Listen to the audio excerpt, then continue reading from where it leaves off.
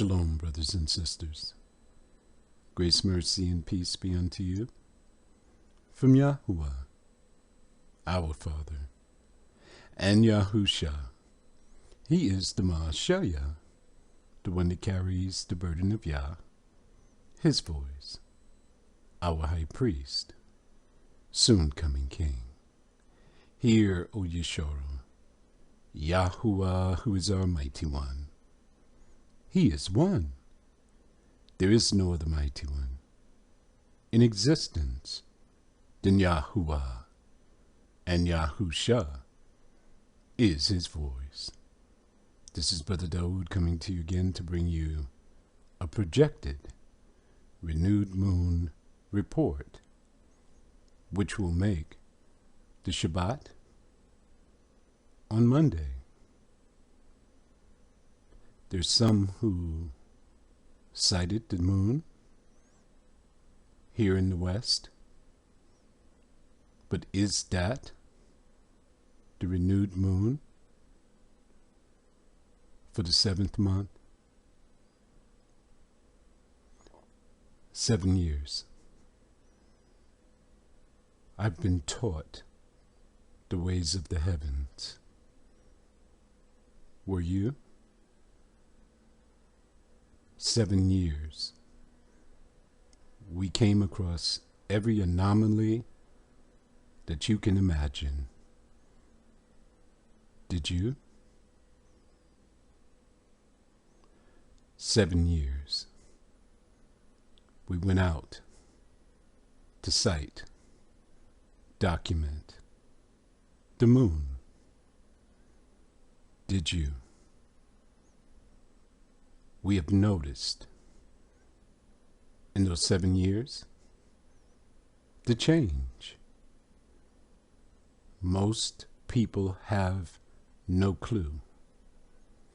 This is why you cannot get out in the forefront and teach about Yah's perfect time if you have not dedicated your whole life to it. If you do, and you make a mistake, the blood of all of the people will be upon your hands. Do you know how to check, try, and prove your sighting? Have you accumulated a toolkit over the years to confirm everything? If you don't know what I'm talking about, that is the real problem. I want to show you something. Just like in the New Testament, you have two thought processes. Two, all the time. That's how it is in the days of the sinners. You have your global observation. See it on the left? It says expected Saturday evening, July 6th in the West Coast. Then you look to your right. You have your Yesharo-based observation. Expected Sunday evening, July 7th. What is that telling you? One is based on the global observation, meaning the Gentiles, and the other is based on our land. Which do you choose? Does it begin here, or does it begin there? Let's check it out. Devarim, chapter 11, 11 to 12. 11. But the land? What land? Is this America? No. The land that you're going to possess, the promised land, is a land of hills and valleys, and it drinks water of the rain of heaven. 12. A land in which Yahuwah Alayak cares for. The eyes of Yahuwah Alayak are always upon it, from the beginning of the year, the first Hadash in the first month, to the end of the year, the last Hadash of the 12th month. The Father only counts his days through the moon. Note, where would be the origin of his time? His land or the land of the Gentiles? You choose. Hanuk 73. And her first phase, who is her? Her name is Asanya, the moon. Look what it says. First phase in the east. Where does the first phase originate from? Is it the west? Comes forth on the 30th morning. When is the 30th morning? If you can't answer these questions immediately, you should not be teaching. The 30th morning is the evening of the 29th. And on that day, she becomes visible. You have to see something. Cannot be a dark moon. And constitutes for you the first phase of the moon on the 30th day, together with the sun in the portal where the sun rises. You can see the moon on the eve of the 29th, and the last day of the month is the eve on the 30th. It can come out either one of these times. And the 1/2 of her goes forth by a 7th part. It's going to tell you what it looks like. And her whole circumference is empty, without light, with the exception of the 1/7 part of it, and on display, the 14th part of her light. Okay, look at the calendar. We have the lunar calendar on top, and we're going to overlay it on Pope Gregory's calendar. All right, look at July 6th. That was Saturday evening, waxing crescent, 0%. Passed straight through the Promised Land, through Africa, and it did not appear until it came here on the West Coast. Look at July 7th. This is the day that we choose. This is Yesharo-based observation. All right. Waxing crescent, 3%. In the beginning of the month, we have identified that the moon can either have a 1% or 3%. If it's going to be spotted in the land, it would say 1%. So if you spot the moon on July 7th, how does a day work? You spot the moon in the evening, and it goes from the evening of the 7th to the evening of the 8th. New moon's day would be day number 8. Come down to Pope Gregory's calendar. We're overlaying the moon on top of this solar calendar. You see day 8 is highlighted. That is day 1 of the lunar month. We'll start count from there. Hanuk says, in 14 days, the light will become full. So we do our count. 1, 2, 3, 4, 5, 6, 7, 8, 9, 10, 11, 12, 13. Brother Dawood, You said in 14 days the light will become full. That is absolutely correct. When does the 14th day come out? In the evening of the 13th begins the 14th day. Let's look at the next chart. Let's continue with Hanuk 73. And is invisible that night with the 14 parts and a half of them. What does that mean? Can you answer that? The moon only appears for a few minutes and it disappears. It turns dark outside and you won't see her. She's on the other side of the earth, on display for the Eastern nations. Yeah. And she rises on that day with exactly a 7th part and comes forth and recedes from the rising of the sun.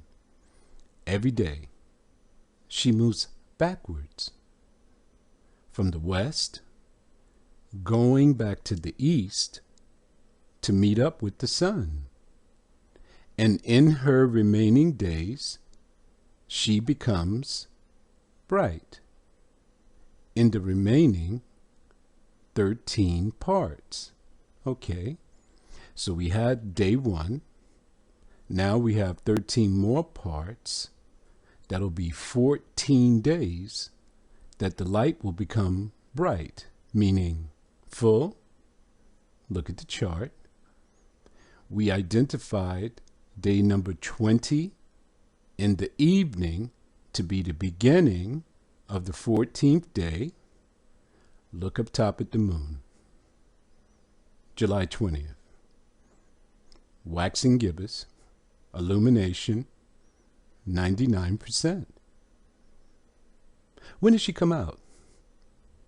When the sun goes down. Then she rises. She'll traverse across the sky during the evening.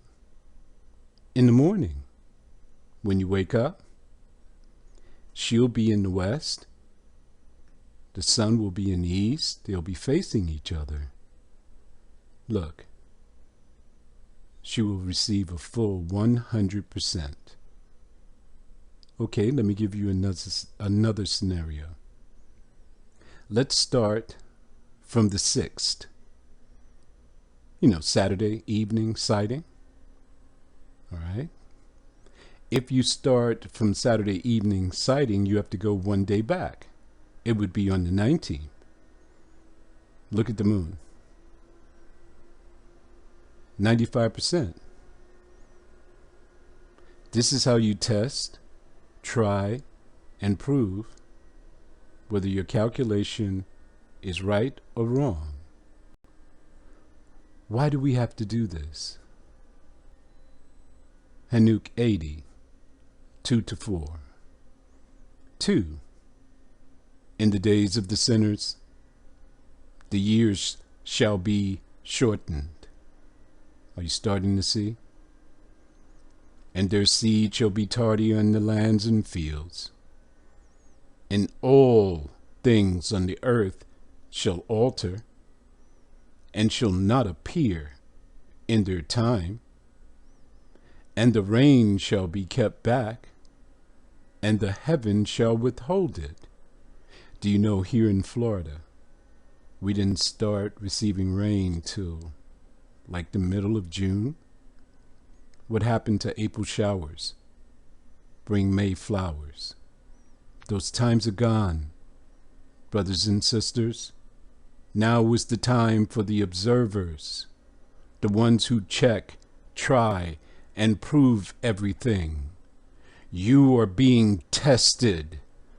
You have to return. In order to return, you have to learn how to find Yah's days. 3. And in those times the fruit of the earth shall be backwards. Are you not seeing this? And shall not grow in their time, Look at the Jews. They said they had to add 13th months because the barley harvest is not ripe, so they add more time to a calendar. And the fruits of the trees shall be withheld in their time. 4. And the moon shall alter her order and not appear at her time. How many of you teachers that are out there know this?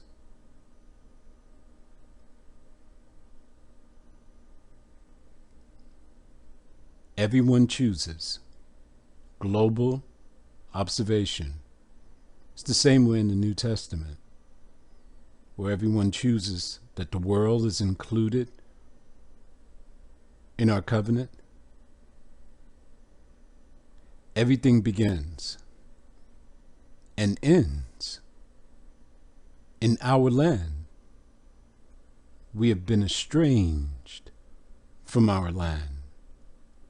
Some people say, well, you know, I can see this moon. I believe what I see. I don't believe what you say. Well, if you believe what you see, you are in the land of your captivity. What if you were in the promised land? You would not have seen the moon on the 6th. Our observation would be on the 7th. It'll be 3%. It is perfect. You can count to the time. The moon becomes full. And the scripture tells you that in these days of the sinners, things are going to be altered. They would be backwards. Guess what else the scripture said? The elect will not be fooled. But the sinners definitely will. Brother Kuya's calendar. Thank you, Brother Kuya. Blow the shupar. All right, Brother Kuya is an expert in time.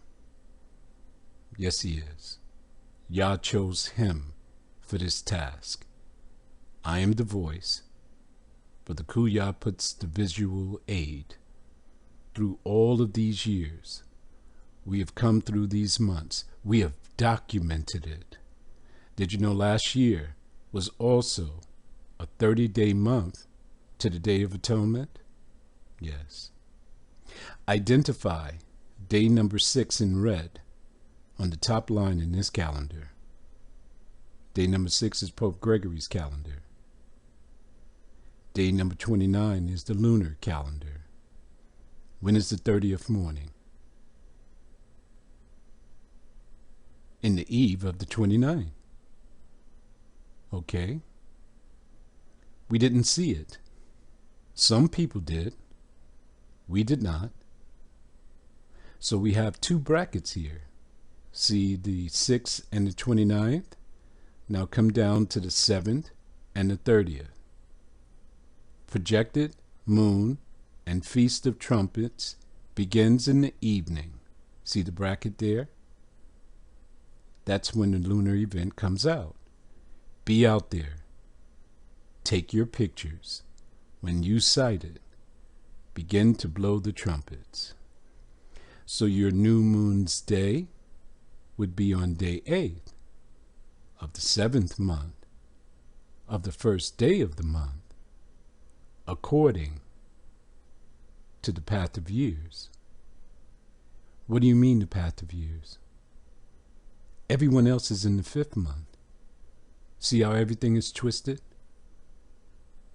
This is why Yah chose me and the Yahuwah Alua community to bring you time. Because the whole world is twisted. No one knows what they're doing. I was trained by the Yalayam. Were you? Is it not evident?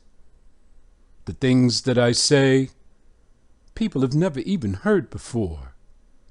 But once they go to check it out, they're astonished. Wisdom has returned to Yesharo. But you don't have to choose wisdom. Do whatever you want to do. The ball is in your court. If you choose wrong, one day off, you will miss the Day of Atonement. You will miss the high priest. This is a test to see what you would choose.